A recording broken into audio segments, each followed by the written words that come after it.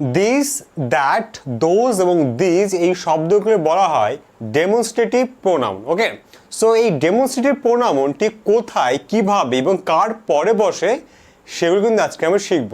তাহলে চলুন শুরু করা যাক। প্রথমে হচ্ছে দিস, তারপরে দিজ।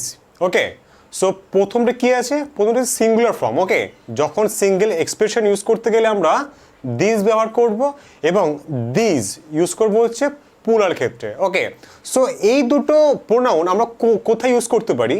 আমরা ইউজ করতে পারি এইগুলো যে কোনো ব্যক্তি বা কোনো বস্তু, অর্থাৎ কাছের কোনো ব্যক্তি বা কোনো বস্তুকে বোঝাতে আমরা এই দিস আর দিস ইউজ করতে পারি। ওকে, অথবা বলতে পারি যে নাউন আর সাবজেক্ট বা সাবজেক্ট ও নাউনের মধ্যে সম্পর্ক বোঝাতে, কি বললাম, সাবজেক্ট ও নাউনের মধ্যে সম্পর্ক বোঝাতে কিন্তু আমরা এই দিস আর এই দিসের ব্যবহার করতে পারি।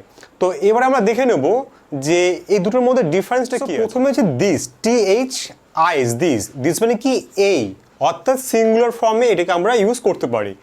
যদি আমরা এক্সাম্পল দেখি কি হবে, so this is my pen, this is my pen, this is my car, this is my watch. So কি বললাম, সিঙ্গুলার ফর্ম কি হচ্ছে, পেন কিন্তু একটা, কার কিন্তু একটা এবং ওয়াচ কিন্তু একটা। ওকে, এবং এটা কিন্তু অবভিয়াসলি সাবজেক্টের কাছে কিন্তু থাকতে হবে, অর্থাৎ কাছে, দূরে বোঝালে কিন্তু চলবে না। ওকে, সো এই ক্ষেত্রে কিন্তু আমরা কি ইউজ করি, দিস ইউজ করি। এর পরবর্তী যে দিস, অর্থাৎ এইটারই কি প্লুরাল ফর্ম, অর্থাৎ এইগুলি, কি বললাম, এইগুলি। সো এক্সাম্পল কি আছে, সো যেমন দেখুন, these are my pens, these are my pens, these are my cars, these are my watches. So এই যে, সো কি হলো, ওয়াচেস, কার্স, পেন্স, কি হলো, একের বেশি, অর্থাৎ প্লুরাল ফর্ম। সো এই দিসটা কিন্তু এইভাবে কিন্তু আমরা ইউজ করতে হবে, অর্থাৎ এইগুলি বোঝাতে আমরা ইউজ করে থাকি। এবারে আমরা শিখব যে দ্যাট এবং দোজ, অর্থাৎ দ্যাট কোথায় বসাবো এবং দোজ কোথায় বসাবো।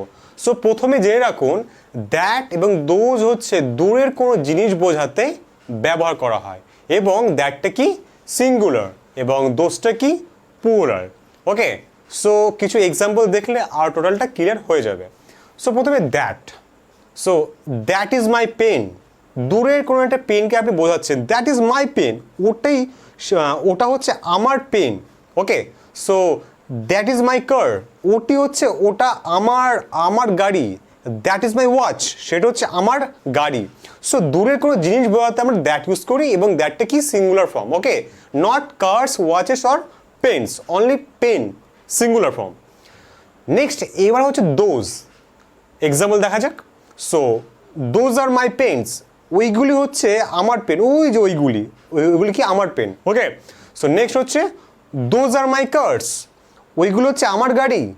ওকে, সো নেক্সট হচ্ছে দোজ আর মাই ওয়াচেস, ওগুলো হচ্ছে আমার ঘড়ি। তো এই যে দূরের কোনো জিনিসকে আমরা বোঝাচ্ছি, এই বোঝানোর জন্য কিন্তু আমরা কি ইউজ করি, দ্যাট অথবা দোজ। আশা করি এগুলো কিন্তু মোটামুটি ক্লিয়ার হয়েছে। তাহলে বন্ধুরা এইভাবে কিন্তু আমরা সেন্টেন্স তৈরি করতে পারি, অর্থাৎ দিস, দোজ, দ্যাট, দিস দিয়ে কিন্তু ইচ্ছা মতো অ্যাসার্টিভ, নেগেটিভ, ইন্টারোগেটিভ সেন্টেন্স তৈরি করতে পারি। এবং আমাদের স্পোকেন ইংলিশের জন্য বিভিন্ন জায়গায় আমরা এগুলো ইউজ করি, মানে ম্যাক্সিমাম ক্ষেত্রে দেখবেন যে এইসব ডেমনস্ট্রেটিভ প্রোনাউন দিয়ে কিন্তু আমরা অনেক সময় কথা বলে থাকি। ওকে, সো আশা করি এই ভিডিওটি আপনাদের অনেক ভালো লেগেছে। এখন যদি কোনো সমস্যা থেকে থাকে কি করতে হবে, আমি ঠিক যেমনটি বলি কমেন্ট সেকশনে কিন্তু কমেন্ট করবেন এবং আমি কিন্তু যথাযথ উত্তর দেওয়ার চেষ্টা করব। এবং আমাদেরকে উৎসাহিত করার জন্য কি করতে পারেন, একটা লাইক কিন্তু করতেই পারেন। ওকে, এবং এইরকম ভিডিও পেতে অবশ্যই আমার চ্যানেলটিকে সাবস্ক্রাইব করবেন। So thank you so much.